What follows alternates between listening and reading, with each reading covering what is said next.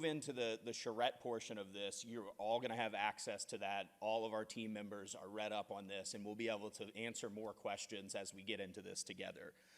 We're then going to sort of kick off the charrette process with a couple of key takeaways that our team has developed. And these are not necessarily specific design recommendations. These are meant to just get the juices flowing as we move on to the charrette portion. And so just so everybody's on the same page, this graphic represents what we're calling the capital area.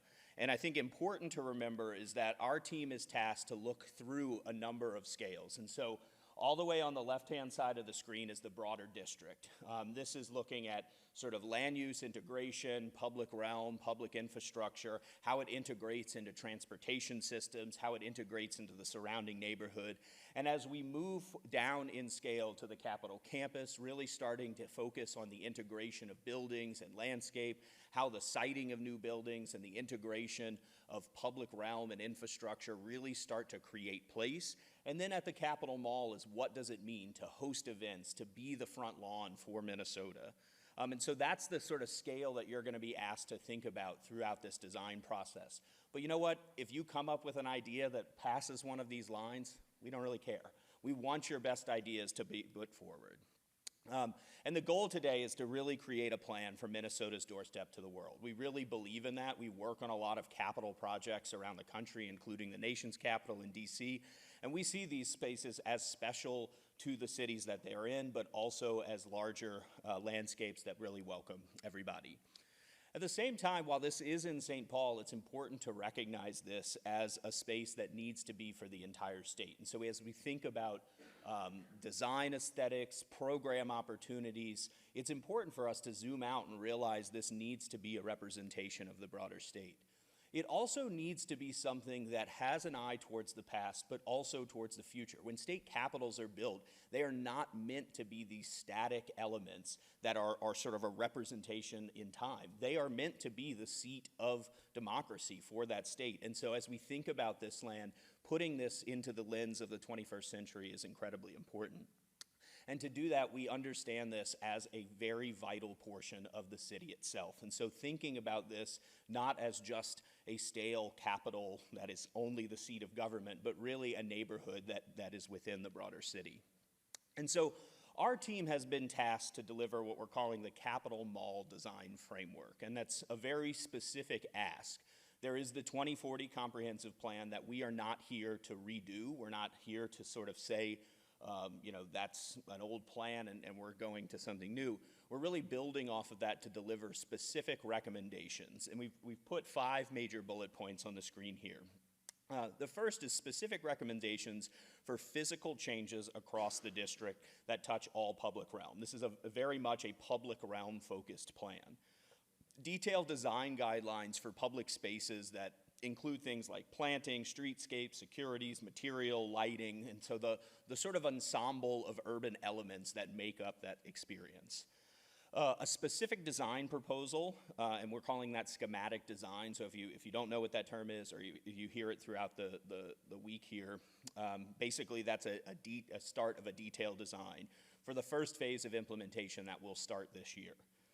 This is also an urban design framework that really assists in things like building siting, major infrastructural changes that the city may have planned coming through.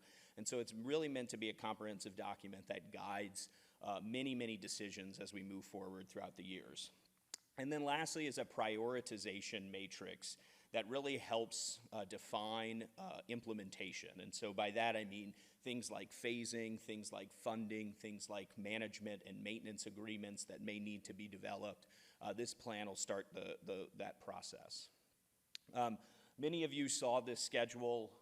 That's a little blurry. Many of you saw this schedule yesterday, and it's important to note that this is very early on in the process, and so we have no specific design recommendations that our teams developed to date. We've really been focused on opportunities and constraints and site analysis and a number of conversations. But that changes this week. I think I mentioned that yesterday. The goal of this week is to really pivot from sort of analysis into recommendations. And our team will be focused throughout the week to make sure that we have as much alignment with what we're hearing from you all. And then on Thursday, our hope is to literally present a framework direction for this project and an idea for phase one that our team will then move forward and work on the details of. And so for any of you that are concerned about having your voice heard or your community's representation, this is the chance to put it all on the table and make sure that when we come out of this week, you feel like your voice has been heard and that the people that you represent could see themselves in this plan. Oh, wrong way. Important to note is our team. So we are hired by the CAP board. Our firm is Sasaki. We're an architecture and planning firm, but we have an incredible group of local consultants, many of which are here today. 106 Group for historic consulting, Bar Engineering, Damon Farber, landscape architects are in the front row here with us. Eden Resources, Pine and Swallow, Stone Security, Water in Motion, and Zan, who helped us organize this incredible event today. And so we are a very comprehensive consultant team working for a very complicated and complex stakeholder, and that is the state, the city, the county, and everybody that's in the room today. To really make sure that we hit on everybody, we've built what we call, I call this an engagement onion. My team thinks that's stupid, but that's okay. But basically, this is like the different levels of engagement. You all are at the very core level. This is the focus groups, the design charrette, the people that we want to talk to the most. As we move out towards the broader public within the St. Paul community, we have other tactics that we're starting to use. We were at the Winter Carnival Festival this weekend, and as we move forward in the process, we're going to be doing some pretty creative and innovative things. We're developing a school curriculum that's actually going to go out to schools across the state to solicit impact from young kids, and we're going to use a number of online tactics and different events to do that. But the core of today, or the core of this I want to drive home is today. This design charrette process is critical, and again, I walked through this yesterday, but just to remind you. So all of you are one of these four sort of focus groups, what we call focus groups. Yesterday we had great conversations. There was a lot of alignment in the ideas that we were hearing. And based on the color of the name tag on your name tag, we're going to mix you up into different groups, and we're going to ask you to help us solve some of these problems. Each color represents a theme that I'm going to go through: connect, preserve, activate, and grow. Those are sort of the lenses of analysis that we've looked through. And we're going to ask you this morning to focus specifically on that lens. And so if you're in the connect and have a yellow on your tag, we're going to ask you to focus specifically on infrastructure and connectivity and streetscape design. Then we're going to come back this afternoon after lunch, and we're going to present. And so if you really want to stand up here and present, this is your opportunity to do that. We're then going to put you back into those same groups, but with the context of hearing what everybody else has developed this morning. And we're going to ask you to work with us to develop a framework alternative. And so each group will then put all of that back together to create a synthesized framework. Tomorrow night, and the next day, our team is going to be taking this and mixing it all together and charretting. And we ask you, if you want to come by, that's totally fine. Come participate with us. If not, we understand it's a lot of time to ask. But our team's going to be taking that and synthesizing it and coming back with a refined framework. And then we're going to be presenting that back to you on Thursday, getting that final recommendation. And then from there, we'll be moving forward over the next couple weeks to actually create that sort of preferred framework direction. At the same time, we are conducting a number of public engagement, broader public engagement exercises. This sort of shows you that scale, the engagement onion across time. And so we have online surveys. Again, I know I raised this yesterday, but please promote this so that we can raise some awareness of the project and get input from the broader community. We're also having a number of sort of small tactical meetings that we're going across to various focus groups, and then having a couple of keystone events throughout the time here. These are a list of all the meetings that we've had to date, and so our team has been listening to as many people that want to talk to us for some period of time, and we're very excited to continue that process.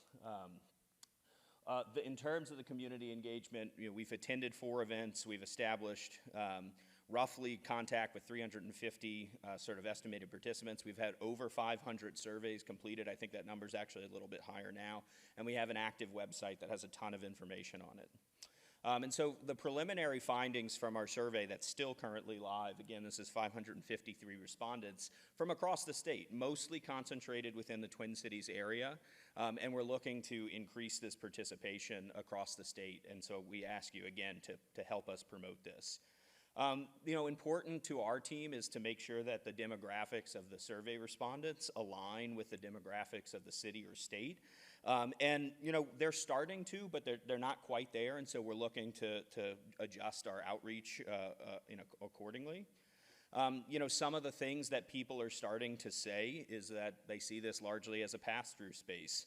Most people only come here to participate in demonstrations and rallies and marches, which is not uncommon. But I think when you start to look at the sort of various words that people are saying, things like grass, I don't want people to think of grass when they think of the Capitol Mall. You want them to think of an experience. You want them to think of democracy. And so trying to really change people's perception of this space is what we're going to be doing. In terms of the way that people think about performance, it's relatively positive, the way that people are talking about the mall. On issues of placemaking and meaningfulness, I think it's split kind of roughly half and half in terms of what people think is a good or bad experience.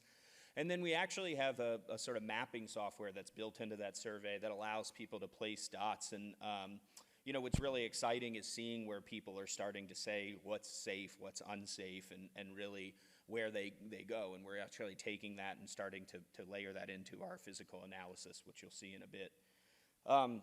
And then, what people want to see in the future. I think a lot of people want this to be a more civic space. They want this to be a space that has things like furnishing, things like tree canopy, things like vegetation that just simply make it more comfortable to be in.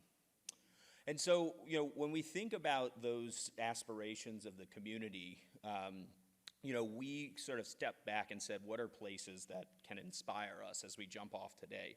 As I stated earlier, our team's very fortunate to work around the country on some pretty exciting and civic spaces like the recent reconstruction of Boston City Hall Plaza, the Lincoln Memorial in Washington, D.C., the Texas Capitol Mall that was recently renovated, Nord Family Greenway, which is a huge civic space in Cleveland, Chicago Riverwalk. These spaces are important to the cities that they're in. And, when we started thinking about how can we inspire you all today, I wanted to just put up a few images. This is it at the front door of the City Hall in San Francisco. This is a huge community garden that they placed in this plaza to just bring people in and be excited about that feature. This is Campus Martis in Detroit, which they literally took sand and dumped it into a historic plaza and created an urban beach outside of a water feature. That's not disrespectful to the history of place. That's bringing new life into a historic plaza. This is our work at the Boston City Hall Plaza, which was a barren, windswept 5-acre parcel of bricks that is now one of the most vibrant and lively playgrounds in the city's entire context and is right in the heart of downtown and has really transformed the way people view City Hall. This is the Capitol Mall complex, which my partner Philip worked on for years. And this is an incredible connective tissue that really establishes a strong connection from the university down to the Capitol and creates a sense of connection. You could think of this as connecting from downtown to the Capitol here in St. Paul. And then even at our nation's capital, which my partner Alan D'Alessandro is currently working on the Capitol Master Plan in D.C., and this is a space that is literally used by the residents of D.C. for intramural sports. This is what the nation's capital is doing. And so when we think about the future of the capital area in this city, how can we use these as inspiration? And so I'm going to dive into these various planning and design lenses to talk about the site analysis. So I mentioned the comprehensive plan, the 2040 comprehensive plan, which was developed by CAP board in the past. And that developed these series of planning policy sort of guiding principles. And our team, again, is not here to reinvent those, but rather understand how they translate very specifically into the physical realm. And so the 4 lenses that we're calling the design lenses are generated from these guiding principles and have been a frame for our team to sort of analyze the site through. Just to make sure everybody sort of understands where they are, I'm about to show like a ton of maps and diagrams, and it's kind of disorienting sometimes. You're sitting there in that red building, actually, right? Does this work? Yeah, right about there. And that's, on axis, John Ireland Drive up to the Capitol. And so this map should help orient you as I click through these slides. That's the building that you're sort of sitting in. And so this first lens we're calling Connect, and this is really about understanding the connectivity from a multimodal circulation standpoint, arrival points, gateways, infrastructure elements like utility and ADA access and street design as a sort of framework. Important to recognize is that the mall in the capital area does sit at the nexus of a ton of regional transportation. And so it's poised to really function as a transit-oriented area, really bolstering multimodal connectivity. And that's important because if we can figure out how to make that experience incredibly safe and comfortable and welcoming, we can reduce the amount of cars that are dependent on the parking space that exists there and create that sort of space that's welcoming for all. When we look at the sort of transportation and arrival and access points, there's a couple of kind of key gateways where you sort of move through a series of intersections and you feel as though you've entered the Capitol. Those are oftentimes very challenging and very harsh gateways right now. They're not designed to be these major welcoming points. But nonetheless, they serve as thresholds between the interstate and the Capitol, downtown and the Capitol, the western neighborhoods as you cross along University into the Capitol. And what we've done is we've mapped all of these sort of access points. These yellow blobs that you see is something that we call isochrones, and that's essentially a measurement distance from a point to space. And you can start to see like where people actually get out of their cars or where they enter into the district actually leaves a gap in the Capitol itself. And so that's an interesting thing that our team sort of explored. Each one of these access points, as I mentioned, is often harsh. They're not sort of necessarily intentionally designed to be those access or gateway points. And so our team has sort of mapped each one of those here on the screen and has a picture of each one of those. And so as we think about this today, let's think about how each one of those moments can actually serve as a gateway, both to the Capitol, but also from the Capitol to the surrounding neighborhood. When we sort of zoom in and start to understand the very specific kind of pedestrian circulation, what we've done is every single thing in yellow is a pedestrian walking path. And you can start to see that there's a lot of places where it gets really convoluted and starts to break down and doesn't necessarily have the proper ADA access that would be required for people of all abilities to sort of walk. And that's important because from those access points that I mentioned previously, it's not the most safe, the most comfortable, the most welcoming environment to sort of move through, and we've gone through and mapped that. We've also looked at the utilities that sort of lie underground. These are fairly small, and I won't dwell here, but there's a whole network of both public and sort of district-owned utilities that sort of move through the site, and understanding the constraints that those place is pretty important as we move forward. We've also mapped every single parking stall that exists on site and really tried to understand how that can access the district itself. We usually say 2.5 to 3 minutes is a sort of convenient walking distance, and so there's those isochrones again, which sort of map the distance from the center of each parking lot. And you can see that in the center of the district, it's really actually hard to get through from the public parking spaces. And again, some of these are surface lots, some of these are public garages, some of these are private garages, and so we've started to understand what that sort of holistic mix looks like. We've also paid particular attention to the streets that run through the site. These are street sections that are basically cut through various aspects of the district. It's important to note that there's city right-of-way, there's county right-of-way, there's state right-of-way that sort of runs through this area, which sort of sets up a very complicated sort of maintenance and management and ownership sort of structure, and so this plan is going to help work through some of that. But even more important to note is that some of these streets are huge in terms of the lane width and the number of lanes that they have for the amount of traffic that they actually hold. And so there's a lot of opportunity for us to think about removing space that's dedicated to cars and actually allocating space back to pedestrians and back to landscape and trees and things like that that will help make this place more comfortable.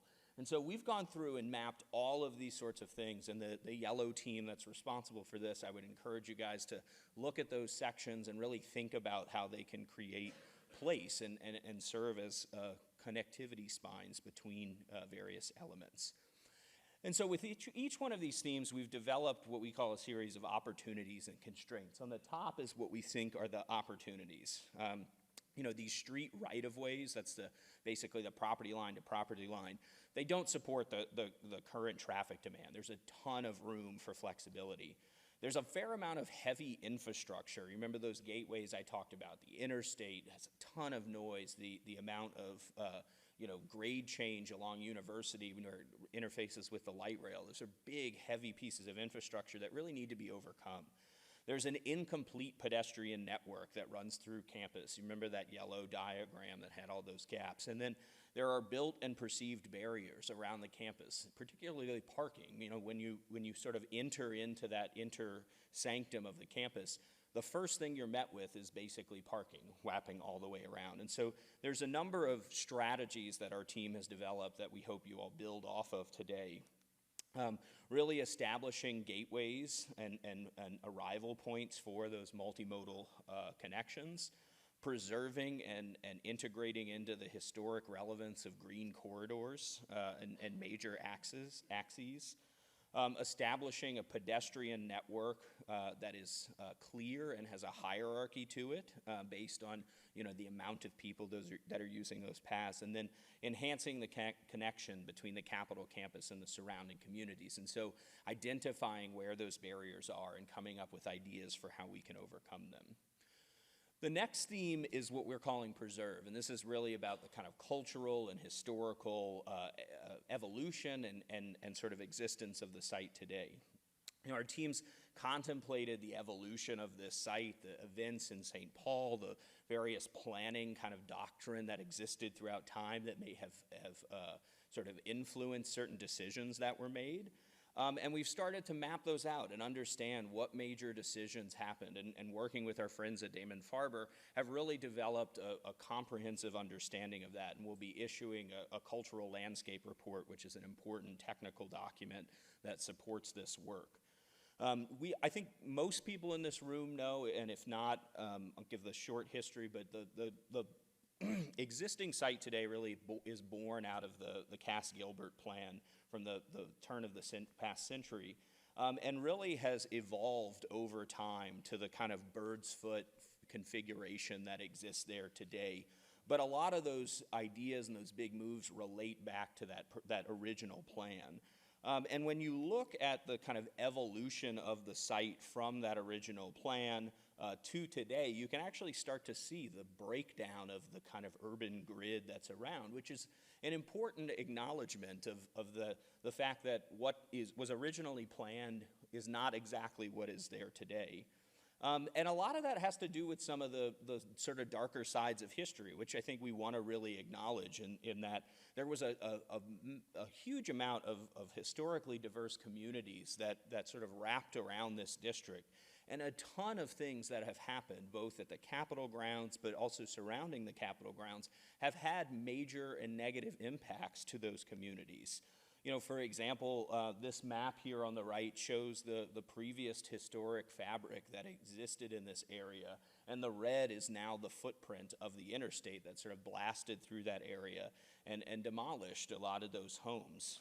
Additionally, the Rondo Street neighborhood used to come right up to the Capitol, and over time that sort of fabric has been disintegrated. And so this plan has the opportunity to sort of recreate some of those historic connections and help revitalize some of the areas that have seen, I think we heard loud and clear, a lot of disinvestment over the past decades. As it relates to the sort of existing sort of historic fabric, there's a couple of things that are important to note. One is the sort of axial relationship, the spatial hierarchy that is created by the sort of framing of the buildings. There's also contributing architecture that sort of surrounds the mall itself, and it's important to understand the kind of spatial relationship of those buildings to the larger landscape. There's also the commemorative works that are sort of peppered around the site, and how those relate to the existing culture and the values that we have as a city and as a state, but also how they're sort of arranged within and of themselves.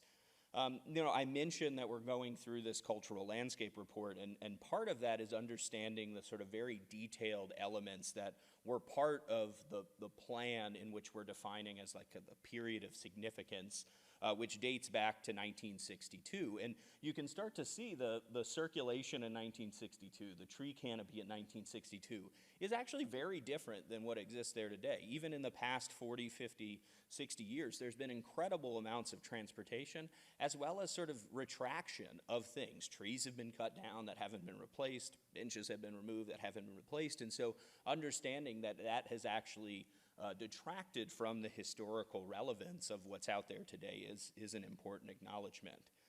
I also mentioned the commemorative works. While our team is not here to necessarily redefine what the role of commemorative works is, we are sort of trying to understand how they might be influenced, how they might change, how they might be moved around.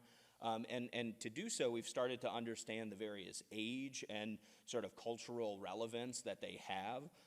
This map starts to outline them in terms of the categories, whether they're war, military, government, individuals, or groups.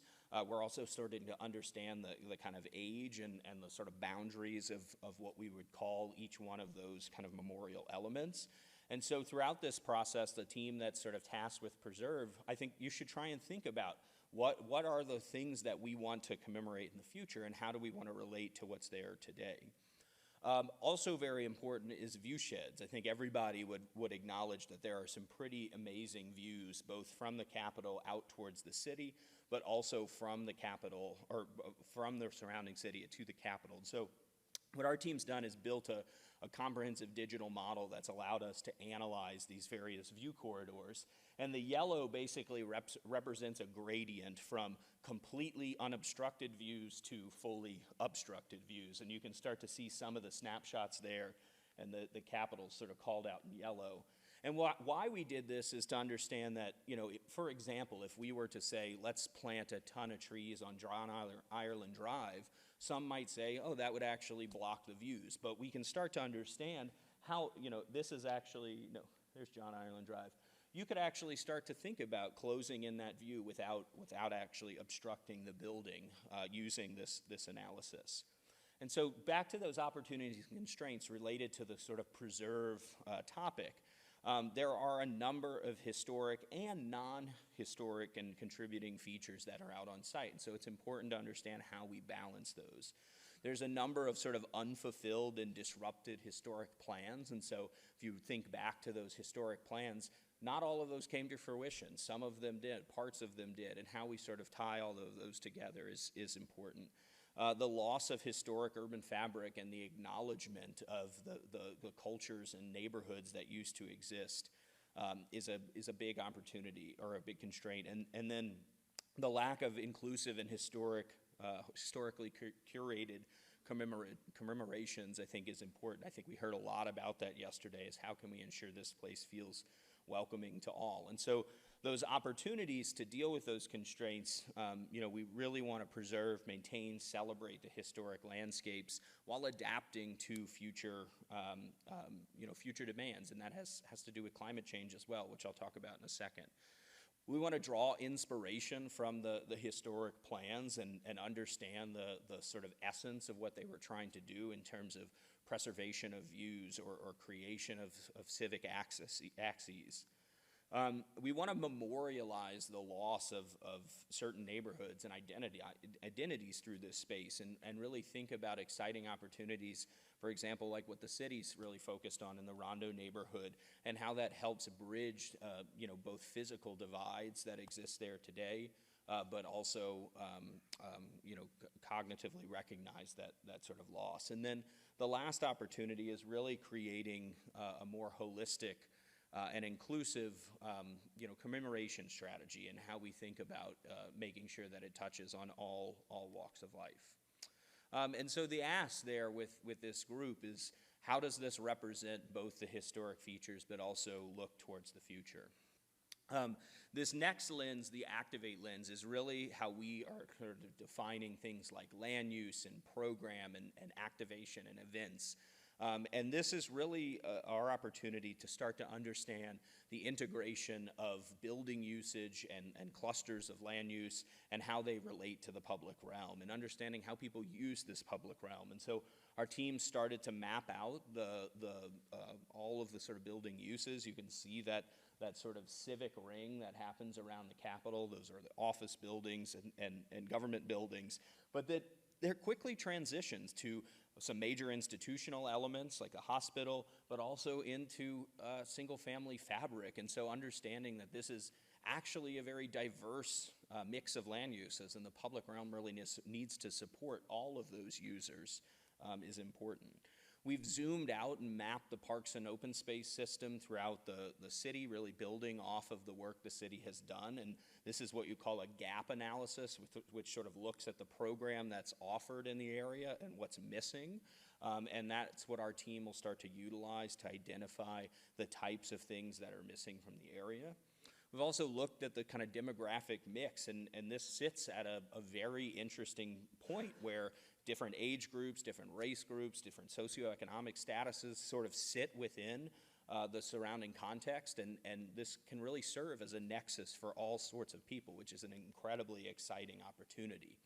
And so when we zoom into the Capitol Mall itself and start to understand how it performs today, what people are using it for today, a lot of this is based on our conversations with various folks to date, and understanding where different events actually take place, the type of infrastructure that they use.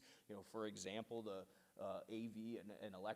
the electrical equipment that exists in that upper promenade to allow people to come in, set up a stage, plug in, and exercise their First Amendment rights are incredibly important components to this. But then understanding how some of these places really struggle to support events and activation. And really understanding the sort of missing elements. We've mapped out, you can sort of see the colored lines. It's a little hard to read, but the sort of active edges that actually support kind of eyes on the park or eyes on the street kind of concept. And there's not a lot. There's not a lot of those active edges. And then there's also a ton of missing infrastructure like bathrooms and trash cans and things like that would actually help support this as an active space. We've also analyzed the existing slope, and that's like the angle of the ground itself. And it's important to actually understand that,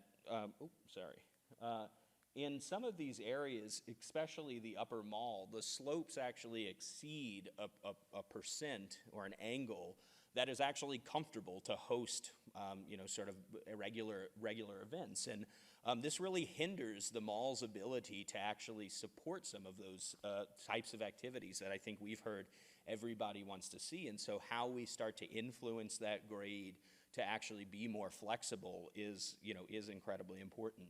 And then slope also actually has a huge impact on accessibility. Even if you're not in a wheelchair or have like a true sort of physical ailment, if you're a little bit older or just tired from the night before, it's really hard to walk up some of these slopes. And so understanding that from an accessible standpoint is incredibly important, and we have that base map now.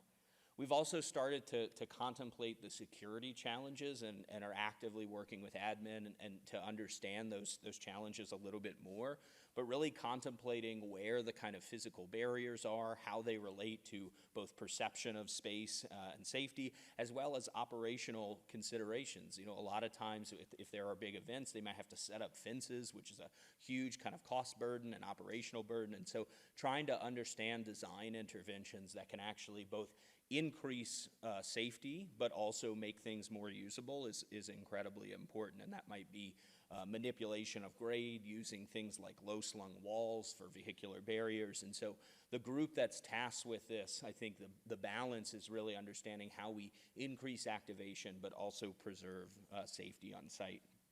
And then lastly, really thinking about the future kind of capital improvement programs that have already been identified and the opportunities that exist there.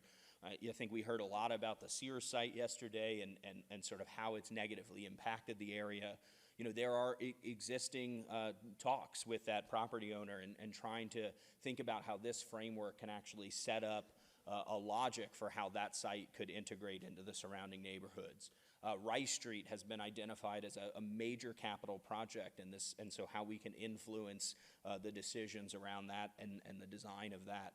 And then understanding along that what the sort of major capital projects like the state office building and how that sort of integrates into this larger district is incredibly important. And so those constraints that exist, again, the minimal landscape and adjacent building uses and the relationship between the ground floor of buildings and that sort of eyes on the street concept.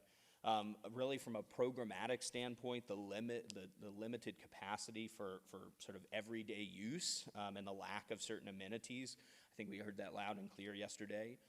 That balance of security and activation is going to be incredibly important for you all to talk about, and ensuring that Capitol Mall is really welcoming for everybody.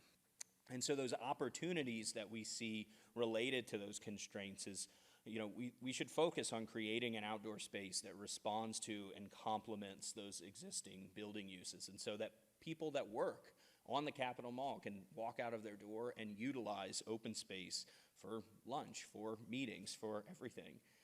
We should create a space that is designed for the day-to-day, and so for those people I just mentioned, but also for major events and use on a weekly and nightly and monthly sort of basis, so that the people of St. Paul feel welcome to come here and host events, to throw a picnic blanket down. We should align security practices with techniques that create sort of desired physical attributes. So I mentioned sort of low-slung walls.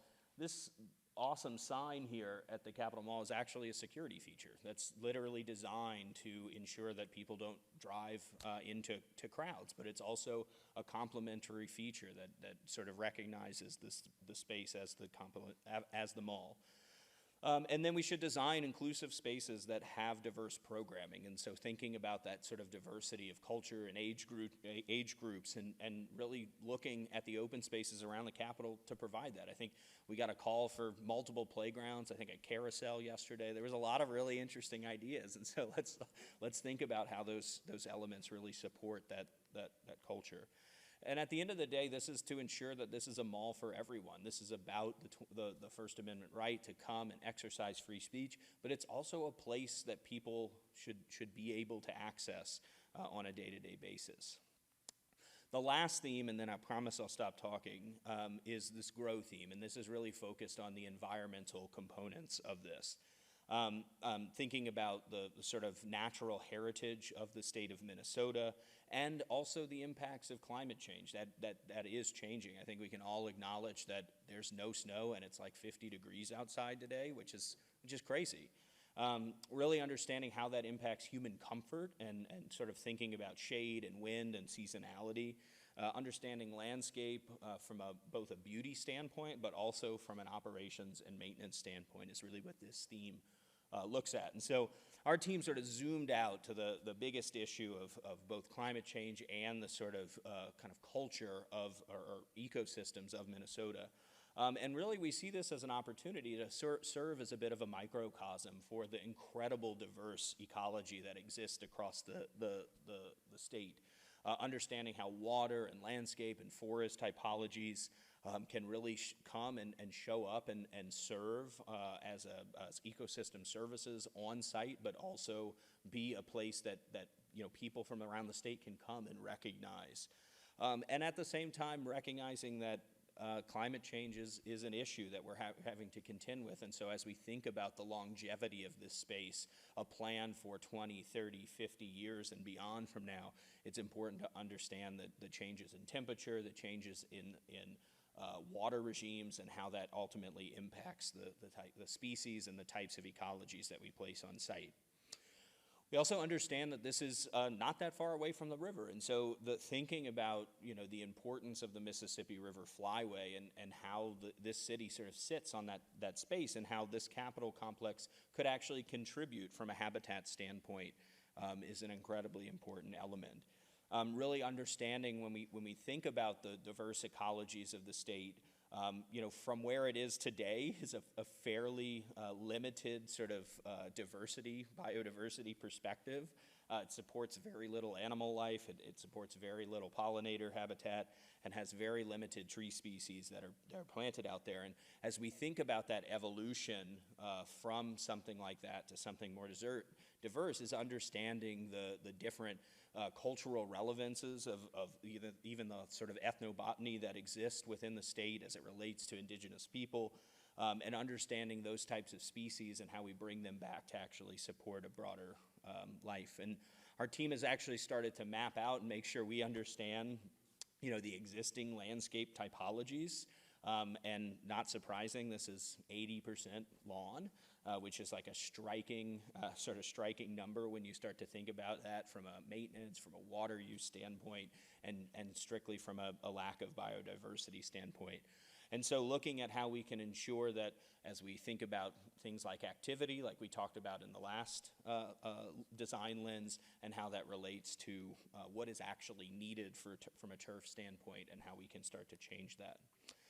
And also how that impacts maintenance practices. We'll be talking to the administrative staff more and more throughout this process to understand their maintenance processes. They're already using some pretty innovative things like goats on the hill at Cass Gilbert Overlook, and how we can actually think about those sort of diverse maintenance practices a little bit more regularly is exciting for us. We've also tried to understand the existing tree canopy. We actually just wrapped up a detailed tree inventory, which an arborist on our team went out and counted, I don't know how many trees, a lot of trees, and got the exact health of them, the species, the age, so that we could start to understand how things might change over time as trees die out, and where we need to really focus on new tree planting techniques. We've also started to really dive into what we call the thermal comfort or human comfort, and this is really a physical or a digital model that measures both sun and wind exposure sort of at the same time, and we've mapped that out and how it relates to building placement and tree placement. And so this utilizes trees and buildings to essentially model the amount of shade that you would have, as well as the impacts of 3 minutes. I think I'm actually good on time, as well as the impacts of wind on that. And you can start to see really in no shock that there are spaces that are incredibly uncomfortable, both from a wind perspective and a sun perspective, that really impacts both on a winter and summer perspective. And then the model on the right-hand side actually starts to show where, in order to increase human comfort, where you might actually need more shade and where you might need less shade or more sun. And then we are also working with Bar Engineering to understand the sort of impacts of the Stormwater Master Plan and how water movement happens across site.